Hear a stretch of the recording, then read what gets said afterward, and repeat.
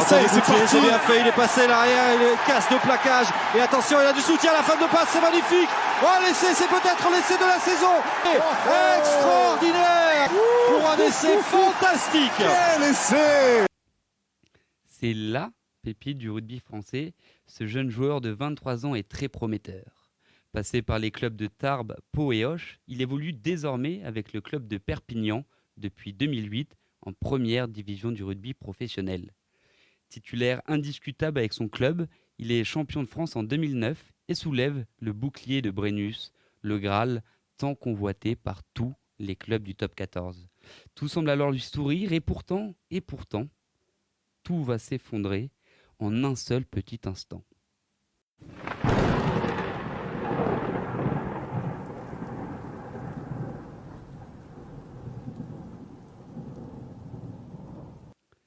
Issu d'une famille de rugbyman et élevé au ballon ovale, c'est tout naturellement que ce jeune pouce se dirige vers le rugby et évidemment, il ne le quittera plus.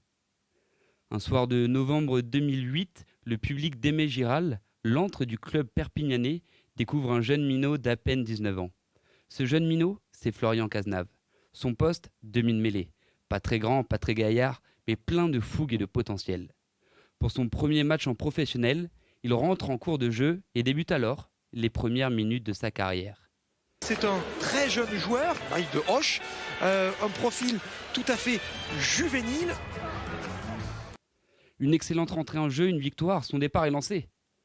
Garçon jovial et souriant dans la vie, taquin et travailleur, son intégration au club s'est fait très naturellement. Le public, lui, est conquis et l'a déjà adopté. Lors de cette même année, Florian rafle tout. Il devient champion d'Europe avec l'équipe de France des moins de 20 ans. Puis, quelques mois plus tard, champion de France avec l'USAP. Perpignan est champion de France 2009, le 7e titre de l'USAP, la joie de Jacques Brunel.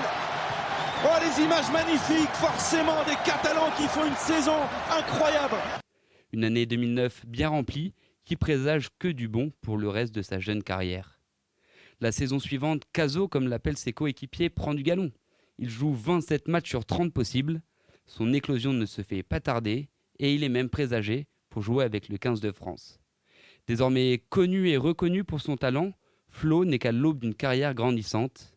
Mais un coup du sort va changer le reste de sa vie.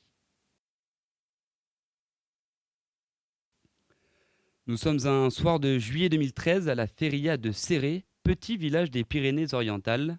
Florian et ses copains se promènent entre les fanfares et les bars qui inondent les rues. L'ambiance est conviviale et tout le monde semble y passer du bon temps.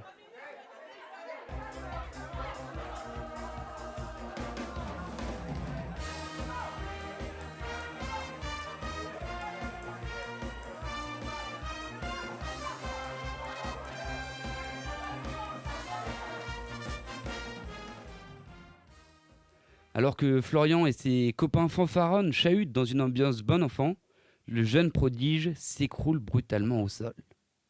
Le temps semble s'être arrêté. Les fêtards comprennent alors que c'est sûrement grave. Ni une ni deux, les pompiers alertés arrivent illico presto. Ce qui pourrait s'apparenter à un banal accident de soirée va se transformer en un véritable cauchemar pour le Perpignanais. Florian est transporté d'urgence à l'hôpital. Quelques heures plus tard, le verdict tombe. Il perd l'usage de son œil gauche.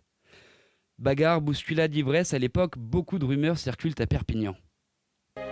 J'étais avec des amis à une soirée et un ami à moi a pris une chaise sur un tas de chaises, s'est retourné pour la poser derrière lui et moi à ce moment-là je suis arrivé sans le voir lui et lui sans qu'il me voie. Et malheureusement, sans qu'il ait tourné fort, je lui ai pris directement le pied de la chaise dans l'œil. Face à cette tragédie, Florian se cloître chez lui. Pendant des jours, pendant des semaines, pendant des mois, il ressasse cette terrible soirée et tombe peu à peu dans la dépression. Mais le rugby coule dans ses veines, il est né pour ça. Alors, au bout de plusieurs mois, la volonté reprend le dessus et le natif de Tarbes se reprend en main. Il veut jouer au rugby coûte que coûte. Il commence une longue rééducation. Accompagné par son préparateur physique, il travaille avec un neurotracker, un appareil qui permet d'entraîner l'œil et le cerveau. Il adapte son handicap au sport et le fait plutôt bien. Son préparateur, lui aussi, en est convaincu. Aujourd'hui, il a un niveau que des mecs avec 2 yeux n'atteignent pas, quoi. Voilà, il a qu'un œil. Donc c'est juste extraordinaire. Il est capable de prendre des informations bien mieux que, je n'ai pas peur de dire, plus de 90% des garçons à son poste. Donc aujourd'hui, j'ai aucun doute sur le fait que Florian puisse rejouer à un très haut niveau. Après sa convalescence, la médecine du travail l'autorise à rejouer au rugby. Une condition, porter des lunettes protectrices. Sacrebleu, un mois après, le monde va de nouveau s'écrouler pour Florian. Les planètes ne semblent pas s'aligner. La commission médicale de la Fédération française de rugby refuse de délivrer des licences aux joueurs ayant qu'un seul organe pair. La nouvelle est terrible, mais Florian veut jouer, coûte que coûte. Alors, il s'exile. Direction l'Italie, où il retrouve un nouveau souffle. L'Italie l'autorise à jouer avec ses lunettes. C'est le club de Reggio qui l'accueille, un petit club de 2e division. Alors oui, on est loin du niveau du top 14, loin des projecteurs, mais l'essentiel est ailleurs, il peut rejouer de sa passion. À l'entraînement, il se sent à l'aise, retrouve de nouveaux automatismes et postule même pour le premier match de la saison. Maintenant, je suis un nouveau joueur dans ce sens-là, c'est que quand j'arrive au moment de prendre le ballon, j'ai déjà analysé la situation, je sais ce que je vais faire. Alors qu'auparavant, je prenais le ballon et l'intuition faisait le reste. Est-ce que maintenant tout est calculé? Du moins, j'essaie de tout calculer. Donc, je gagne plus de temps, je vois mieux parce que je me sers plus d'un œil que quand j'en avais les deux.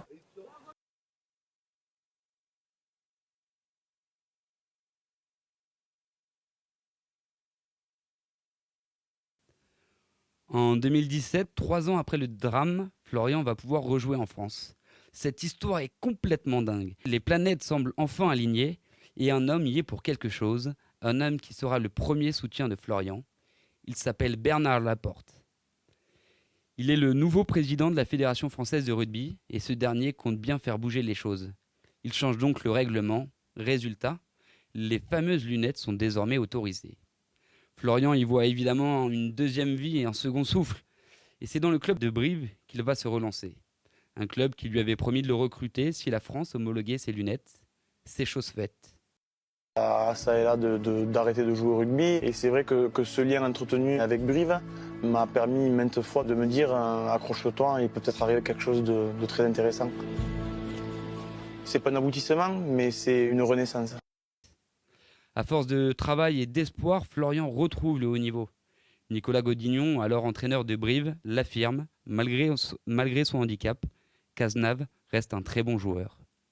On l'avait contacté il y a quelques temps quand on recherchait un demi-de-mêlée et c'était Diaye Rebaren qu'on avait engagé. Je l'avais rencontré en Italie à Calvisano et je lui avais fait la promesse que je lui ferais une proposition s'il était en mesure de pouvoir évoluer dans le championnat français, ce qui est aujourd'hui chose faite. Donc on est très content qu'il nous rejoigne la saison prochaine. Certains parlent de coup médiatique, c'est pas un coup médiatique? Ben non, on a engagé un bon joueur de rugby avant toute chose.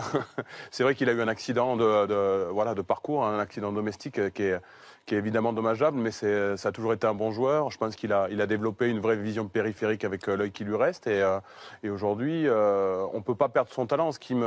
La seule question qu'on pourrait avoir, c'est le rythme. Est-ce qu'il pourra récupérer le rythme du top 14 assez rapidement? Et du rythme, Florian ne va pas en manquer. Sur les 30 matchs de la saison, le demi-de-mêlée va en jouer 26 et inscrire 6 essais. Même s'il n'est plus le même joueur, même s'il n'a plus la même fougue, il sait compenser avec son expérience et sa vision du jeu. Et ça, les coachs de Brive l'ont très vite compris. Lors de la 14e journée du championnat, Brive se déplace à Perpignan. Florian Cazenave va jouer face à son ancien club, son club de cœur, 3 ans après avoir été contraint d'y partir.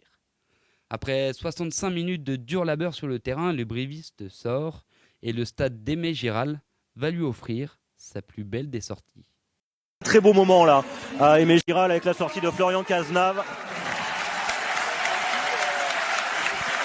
Forcément plus applaudi que les autres. Et la rentrée de Jules Lebaille. Ouais, ça se lève même à Aimé Giral. Bah ça c'est magnifique. Et c'est tellement mérité.